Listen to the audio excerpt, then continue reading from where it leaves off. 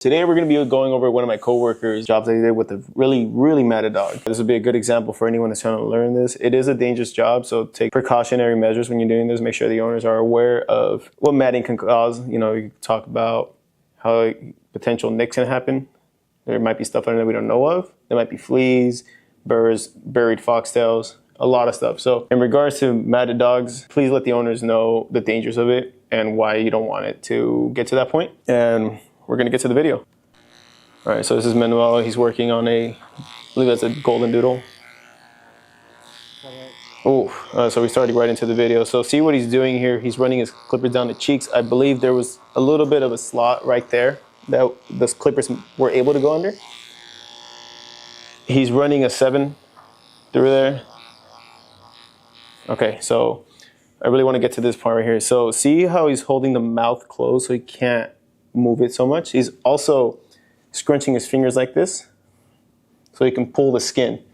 Anytime you work with something that matted, you want the skin to be as tight as possible. There really is no room to give. If there's a little bit of loose skin there, the blade can potentially grab onto the skin itself. Make sure the skin is tight, make sure the dog is under control, and make sure the blade isn't directly going into the skin. So if the skin is like there, this is the lip, you don't want it to go like that. You want it to go underneath it and maybe even at this side right here.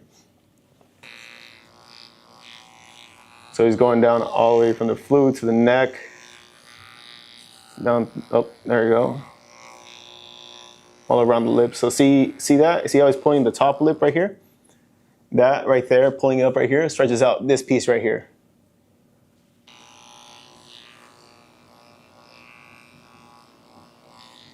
Yeah, okay. So he's going down the neck, and I don't think we recorded this piece, but when there's really no spot for the clippers to go through, what you can do is, let's say this is the dog's skin, right here.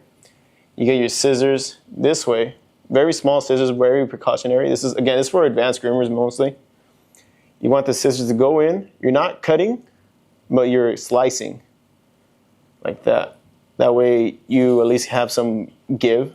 Your blade can go under that, and that way you can actually get your clippers through that. There's also other tools you can use, but I prefer the scissors. I'm more comfortable with that.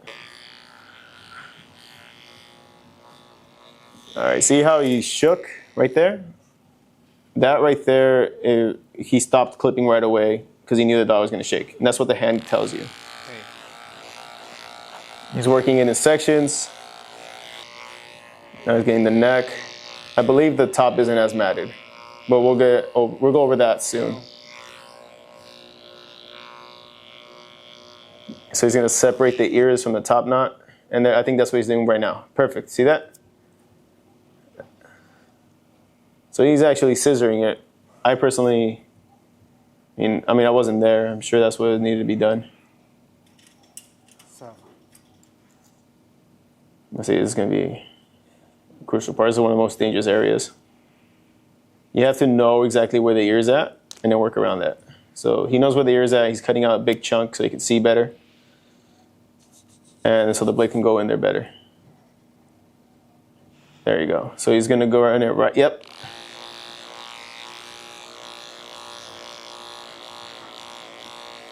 And little by little, again, you have to work your way in there.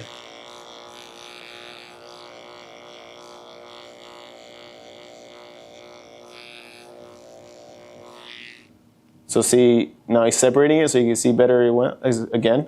And if I'm not mistaken, he'll be able to get a full pelt out of that section. All right. So the same area, different angle.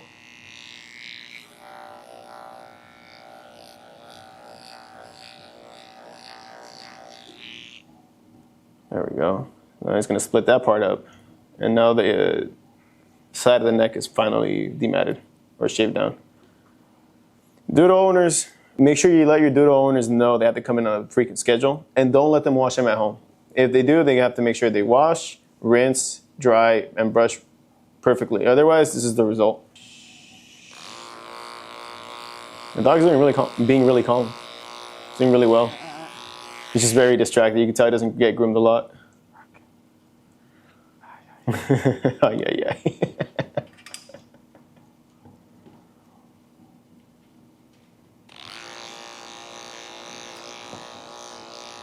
And this is the easier part. Once the head and neck are done, the big sections are really, really easy. It's just time consuming. Because there's no wrinkles, there's no sections, it's all just flat. You can see the dog is distracted looking at the tubs. He sees other dogs there and other people. And okay, now we're getting to the armpit area. Now he's in the shoulder area, but right next to the armpit. So when you do the armpit, you can see it right there. Oh, he's not at the armpit yet. He's on the barrel. So it looks like the armpit, but it's about right here. But you can see his left hand is still stretching the skin. It's pulling it up. See, he's still grabbing, pulling with his thumb and his whole hand. So he's grabbing, pulling, and then pulling a little bit more with his thumb.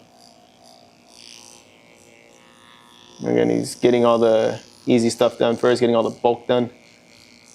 And then he's going to get into the more dangerous spots.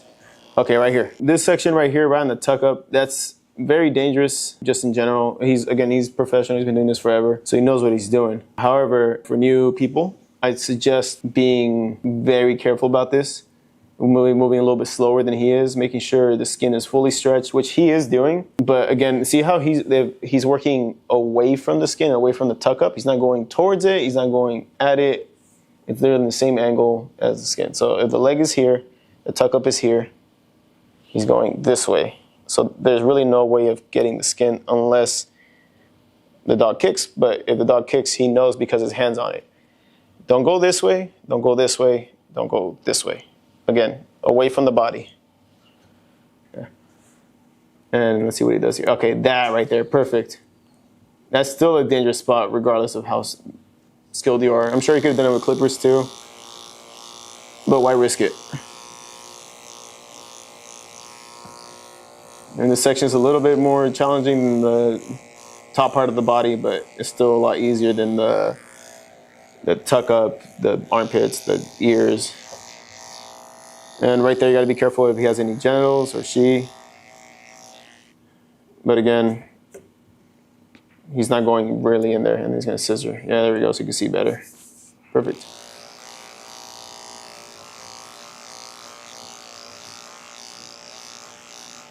Again, this is always pretty stressful for us too. We definitely take a lot more precaution. It takes a lot more time to do this for the haircut itself, the pre-shave. However, it needs to be done. There's no other way of doing it.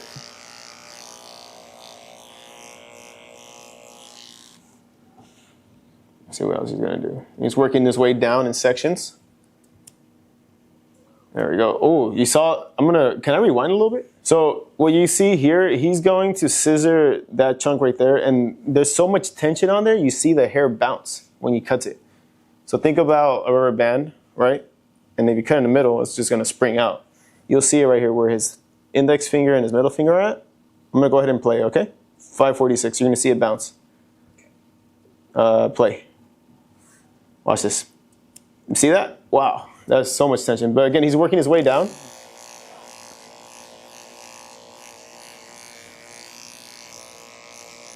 And all that tension is constant tension on his skin. So you'll see bruises on dogs like this just because the hair is pulling so much on them.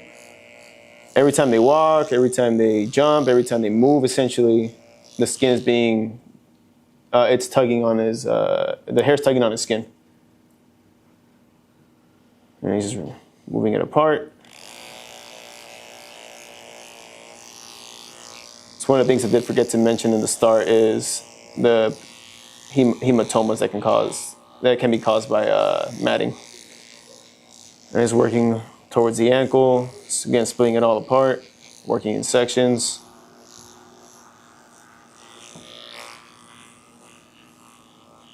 I actually don't even use wide blades on pre-shaves like this too, because I need to be more precise. And I also don't want to get them dirty. All right, let's see what you can't. It's a lot easier when you break it up. Yeah, the big pelts are nice and all, but dog safety is obviously always number one. All right, we're going to the ankle. So in the ankle, there's always that little bit of space between the tendon and the bone. You still can stretch that out. Just pull one side and then the other so that the skin is fully stretched out. That way you're not digging into him, potentially cutting the dog. You'll see him pull right now. See? There we go. He's pulling. Lifting the leg up a little bit while pulling with his left thumb. And squeezing with his whole hand, actually. Pulling the skin like that. And now, the dog actually has pretty tight skin already. That makes it a lot easier. All right, so the blades get hot. So if you can switch, switch. If not, coolant spray works. And he's gonna switch. So, perfect. Spray beforehand too, just to cool it off.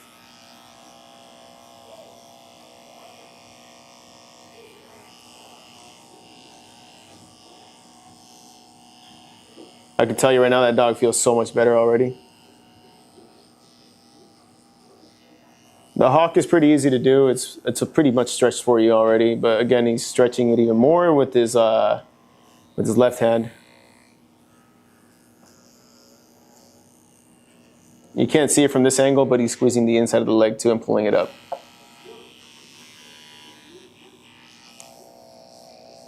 And he actually, I don't know if you guys caught that sound, but he went down 2 speeds, I think, in order to have enough, how to say this, to be at the right speed for that. You don't want to go too fast. You don't want your blade to get super hot. And there's no rush. And I believe what he does is he's getting the bulk work done and then going to the danger spots later. There we go. That's one section pretty much gone.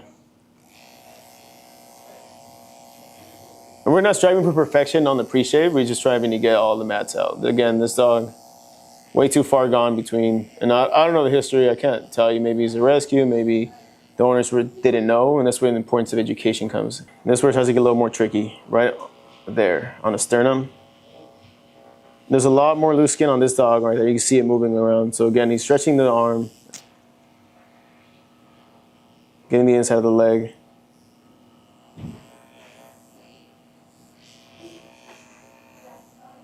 Dog's doing really well for his first time.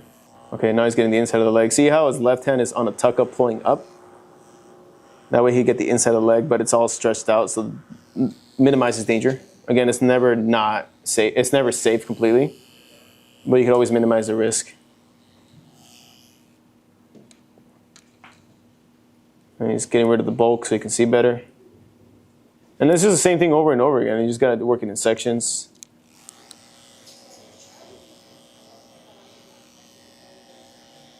There you go, lifting the foot up. Not so high up, but just enough where the dog feels comfortable and he can see.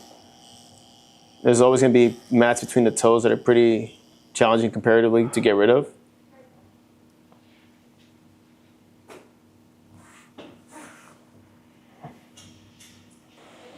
Okay, now working the other side.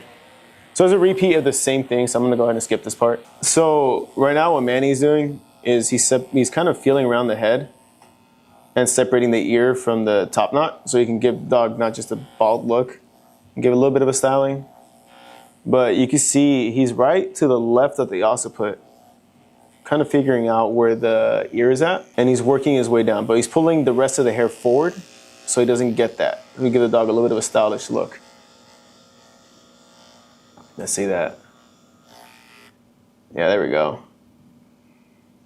There you go. There. Wow, that whole ear is matted. Okay, now he's gonna do the cheek. Same thing, he's separating the cheek and the base of the ear.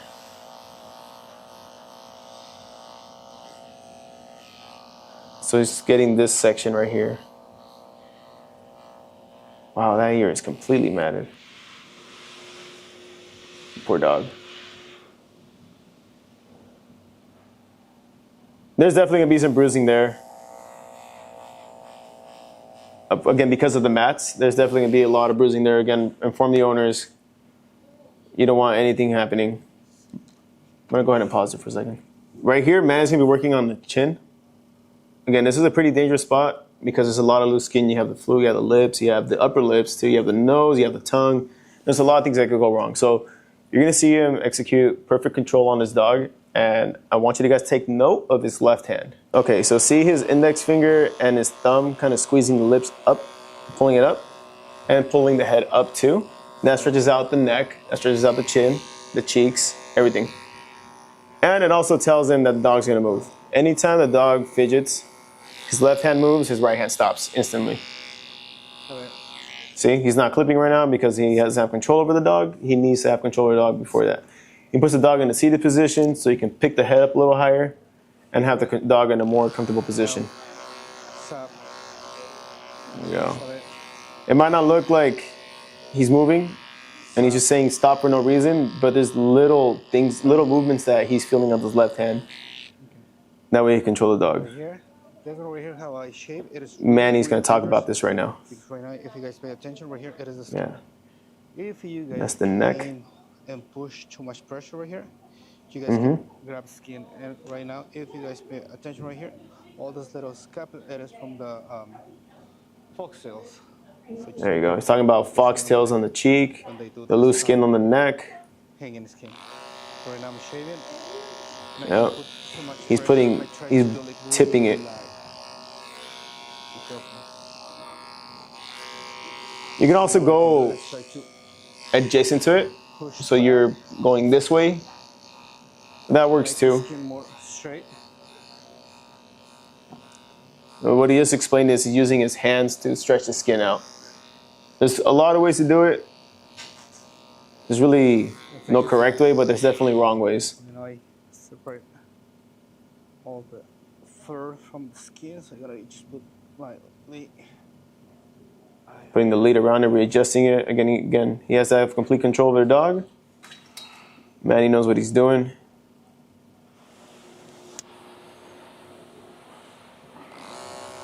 And then now he's going to the more tight section of the neck. This is a lot easier than literally 2 inches above. So there's a great example of how to shape a dog's neck. Wow. Now look at all that fur, man.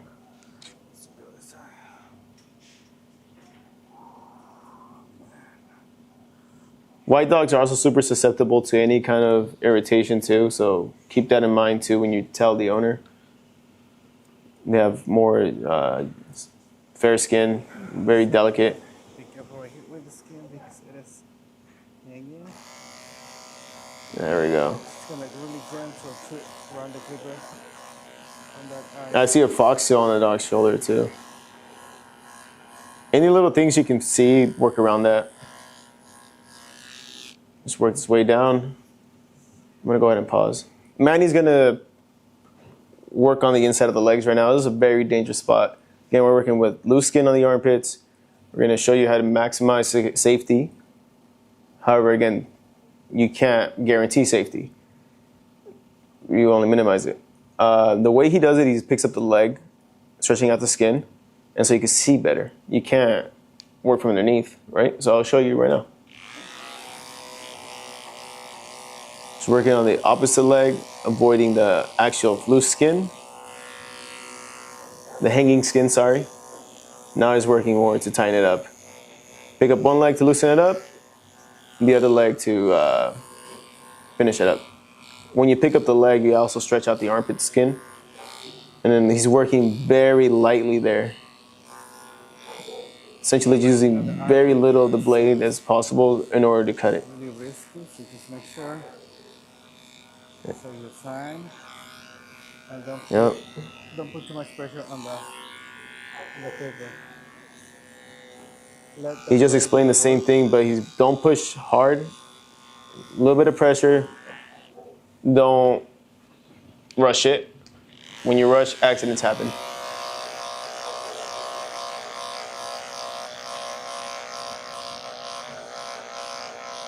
There we go. I'm gonna pause and skip. So right now he just picked up the leg, the right leg in order to work on the left. And he is a male, so you have the scrotum just hanging out of there. You gotta be careful with that. Obviously you don't wanna nick him. But see how he's working on the left leg while holding the right? That keeps the dog on one leg, so you know he's not gonna kick. Right now he's scissoring the bulk he just got off. And I believe he's gonna go all the way down the thigh with that same 7. Again, keep, be safe about it. You could also use a 10. I think we're both used to 7s. So we'll see here. A 10 would probably be safer if I'm being honest. So he's working his way down. He's not putting a lot of pressure.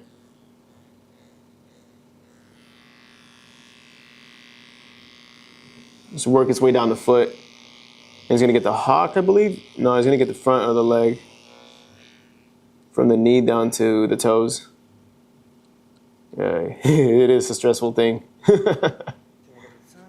There you go, that's the giant pelt. Wow. He gives that to grandma.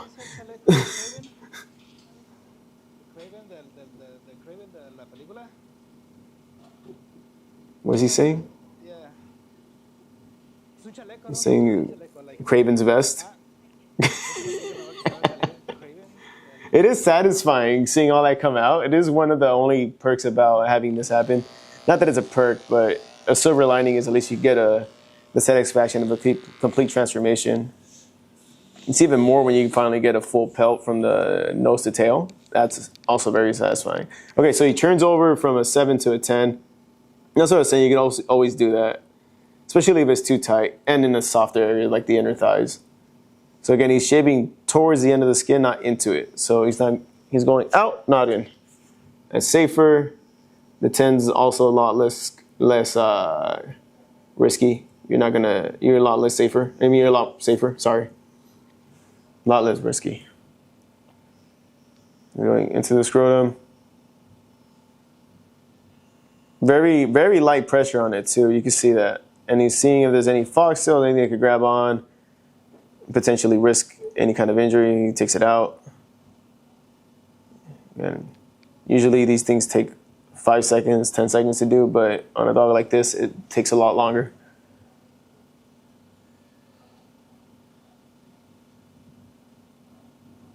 Very, very gently. Again, we're not striving for perfection. We're just striving to get most of the mats out.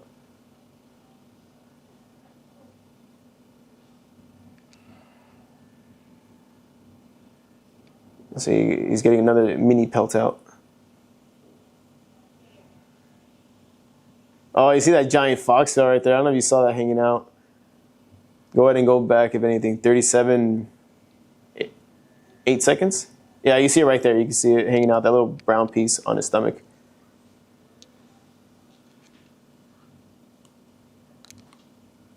Imagine that just digging into you the whole time. That's horrible, right? Oh, that poor dog's skin is so irritated. And there you go. That's the last part of the pelt. Okay, pause. So the body's essentially ready to wash, but we're going to do the ears. We're going to see Manny do the ears. 37:38, by the way. Actually, I'll stop it right there, and then I'll do the other one right now. So now that we saw the body being shaved, the other dangerous part is the ears. And I want to be very, very precautionary with you guys. I want to inform you guys, anytime you shave the ears like that, where there's so much pressure, again, the hair is pulling on the skin, constant tension on there. When you finally release all that hair from the skin, there's going to be a lot of tension pulling there, a lot of blood flow going back into the ears, and the dog will be shaking a lot, most likely. If he does shake a lot, he could hit the ears on the edge of a table. They could be pulling on the ends. You'll see it start to swell up. Those are called hematomas. When those split, it's a lot of bleeding. So best thing to do is tell the owner, make sure there's a happy hoodie on the dog the whole time. If the owners don't have one, they can always use the ankle section of a tube sock and wrap it around the head. Going back to the haircut though, you're going to see him, I'm sure he's going to level it out with his hand. So he's going to shave on top while keep supporting it with his left hand. We're about to find out. Oh, gonna break it apart a little bit. Let's see. Yeah. It makes it a lot easier to cut when they're like that. Yeah, there we go. He's gonna see he's supporting the bottom side of the ear with his left, stretching it out, and working towards the outside. You do this with any kind of ears, though. It's just this one, obviously, he's really mattered. Such a good dog, man. All right. First time being groomed, by the way. This is really impressive. There you go. See, he's starting to shake.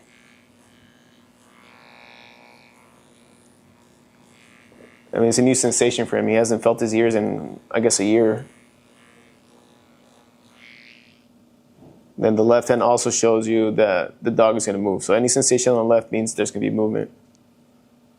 And that's when you stop and you correct the dog and you go back to grooming.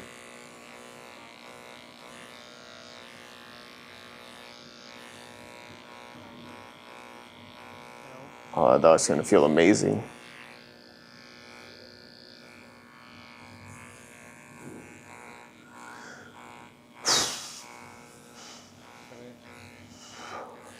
See, as soon as the dog ducked, he put his clippers off with the dog. Split it up a little bit. He's taking consideration where the ear is at. And I think he's going to slice. We'll see. Yeah, there we go. No, he's actually cutting, which is fine. You do that. You can see all those lines, so we have to. But he is an advanced groomer. He's been doing it forever, so. Make it more smooth and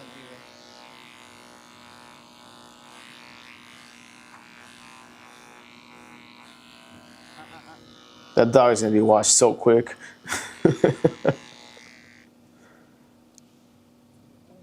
Oh, wow, the inside of the ears. He's going to shoot it with a 40 or a 10 or 15. I'm not sure. It doesn't matter.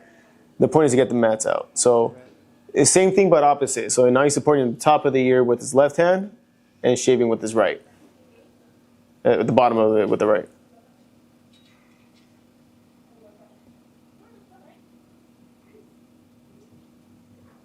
Taking the cotton ball out so he doesn't get his clippers in there. There we go. That's definitely a 10.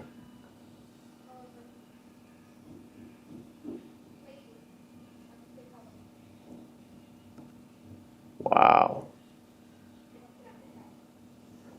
The most surprising thing about this is how well behaved that dog is. How many times have you had a first time dog behave this well, especially after a year? He's never been associated with this. He doesn't know what's going on. He's just letting Manuel do his thing. There you go. Again, it's away from the ear. It's about ½ inch away from the ear. That's one chunk of the ear gone, the ear hair, not the ear.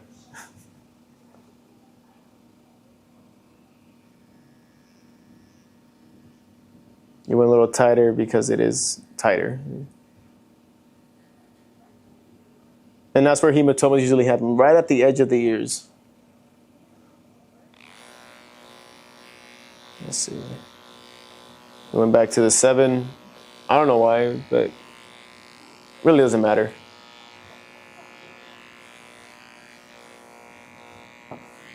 He knows where the edge of the ears are at with his index and thumb, and he's just shaving away from it. So if they stop here, he doesn't go past it.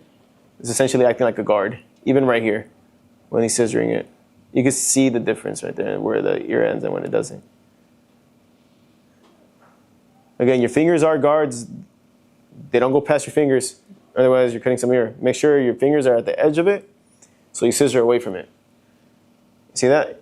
They don't go past his thumb and his index. That's very, very well done. There's no rush. You took his time. There you go. That's one ear done. All right, let's see. Wow, complete difference. Oh, okay, so he just shook. Again, that's going to happen.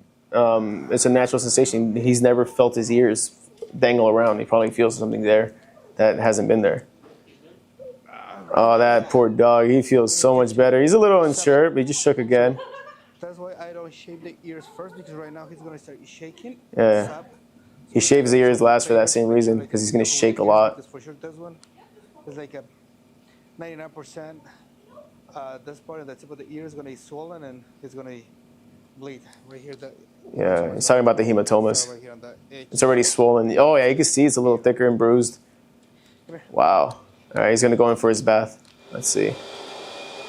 He's unsure. Yeah, that poor thing. Oh, he did really well. He just walked in there. All right, cool. So that's how you shave a dog. He does the same thing with the other side. Perfectly executed, really well behaved dog. Key takeaways from this is inform the owners about this, the dangers of it. You talk about burrs, foxtails, hematomas, bruising, irritation, hot spots we don't know of. Have them sign a Dematt form, release form for that. Really highly suggest that. It'll take you out of so many issues.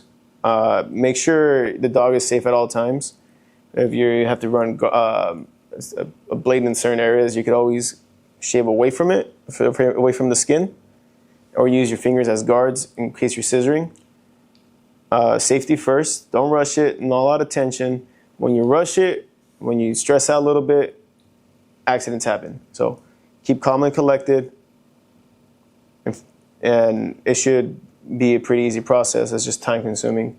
The more and more practice you get from it, the better it is. We've been doing this for years. We do this all the time, especially during the summer season where everybody wants a summer cut. And once they do come in like this, when you inform the owners about that, have them come on a regular basis. You'll get a lot more clientele that way. We've had people come in for 10, 15 years at this point. Yeah, about 15 years. Lifers, they come here, they bring their next dog, XYZ. Have them trust you, you know. Inform them about the hematomas on the ears specifically. Don't let them shake. If they do, happy hoodie or the ankle section, the thigh section of a long sock. Because it would be the calf section of a long sock. Really well behaved dog again. Props to him. I hope the owners come and learn the lesson coming sooner than they were anticipating. Usually I suggest every 6 weeks, roughly, depending on the length. The longer they are, the more frequently they have to come in, unless they're doing it at home properly. You could always find a video online. I'm sure we have some how to wash, brush, and dry your dog at home. If not, we'll work on that. I hope you guys enjoyed. I personally enjoyed it. I love seeing dogs being shaved down. Hate that they get to be that way, but having them feel a little better, especially a dog like this that is really well behaved. Hope this was informative to you, and I'll see you guys in the next one.